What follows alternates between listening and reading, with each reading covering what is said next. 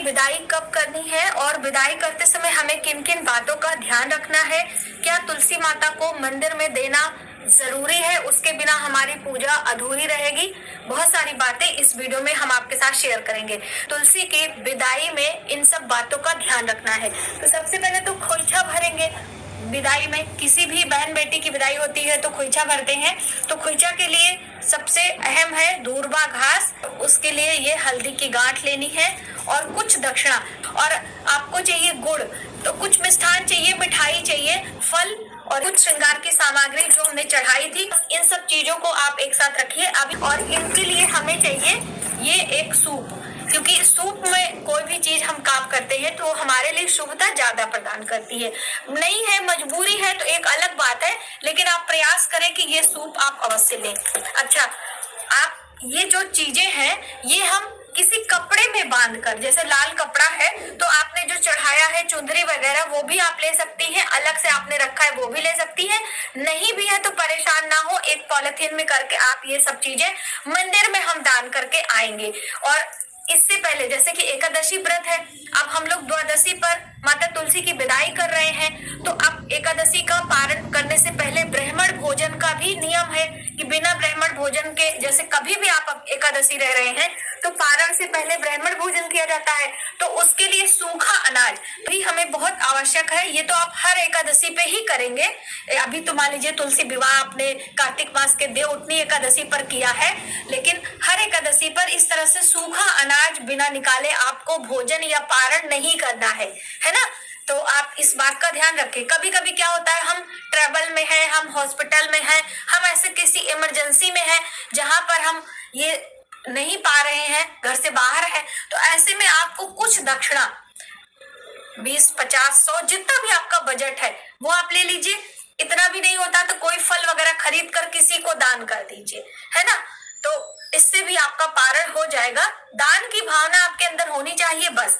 तो ये देखिए, सीजन का कोई भी फल हो, नहीं भी फल है तो भी आप सिर्फ चावल दाल आटा करके रख लीजिए, कुछ सब्जी रख लीजिए इसमें मौसम की, ये आपके ऊपर है। ठीक है, माता तुलसी की चौकी जहां पर आपने ब्याह रचाया है वहां पर चलते हैं। देखिए, पूर्णिमा पर आप कर सकते हैं, द्वादशी में भी कर सकते हैं, एकादशी में भी कर सकते हैं। इन 5 दिनों में किसी भी दिन आप माता तुलसी की विवाह और पूजन और विदाई कर सकते हैं। यहाँ पर सबसे पहले आपको माता तुलसी से और माँ गौरी माता से सुहाग लेना है। तो ये बारी माता गौरी को और 2 बारी माता तुलसी को। अभी इनका विवाह हुआ है तो आप फिर से इनको सिंदूर पहनाकर और हम विदाई के लिए रेडी करेंगे। आप भी सिंदूर लगाने के बाद माता तुलसी से और माता गौरी से आप सुहाग ले लीजिए अपने आंचल में। आप चाहे तो आंचल में ले लें, आप चाहे तो अपने मांग में लगा लें। खोइछा आपने भर लिया है। अब आगे आपको क्या करना है कि कलश हटाना है।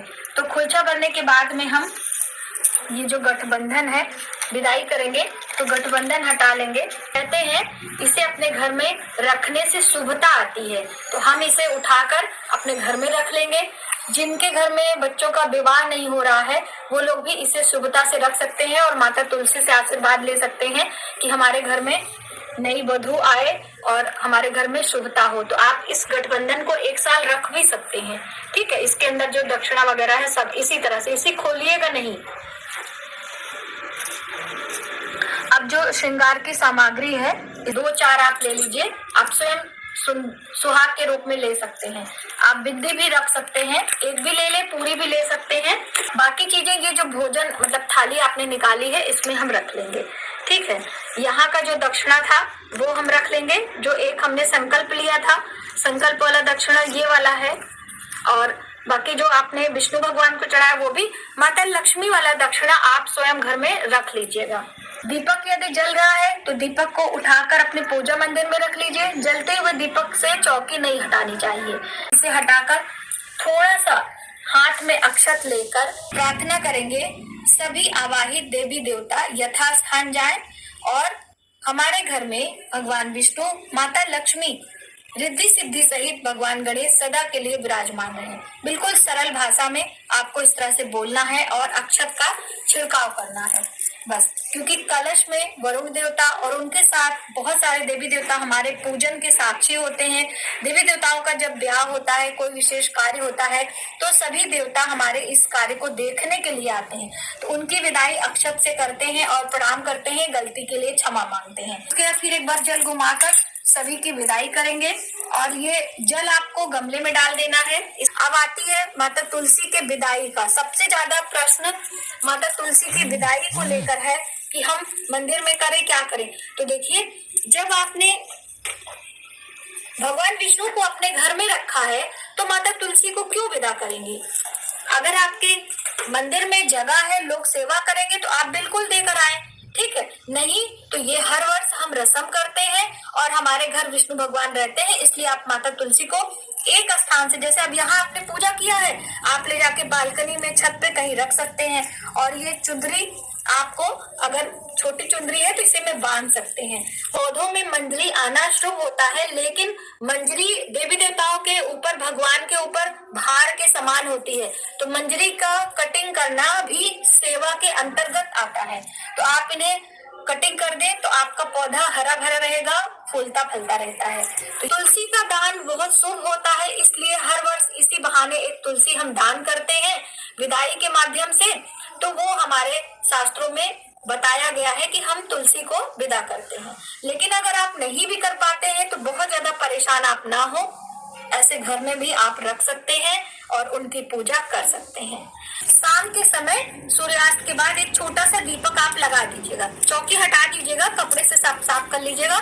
जब भी चौकी की हटाया करिए तो आप लोग झाड़ू नहीं लगाते हैं। वैसे भी जब भी किसी की विदाई होती है तो झाड़ू नहीं लगाया जाता, आप सबको पता है, घर से कोई जाता है तो अभी आपने माता तुलसी का ब्याह रचाया है तो अभी झाड़ू मत लगाएं। तो भगवान आपके घर में है तो माता तुलसी को क्या करेंगे, ठीक है। तो बस इन सब बातों का ध्यान रखते हुए आप तुलसी की विदाई करें, माता तुलसी की सेवा करें, अधिक से अधिक पौधे लगाएं, इनसे सकारात्मक ऊर्जा आती है, अपने घर में शुभता प्राप्त करें। मुझे उम्मीद है कि आपको ये हमारी जानकारी हेल्पफुल लगेगी। वीडियो ज्यादा से ज्यादा लोगों में शेयर करें।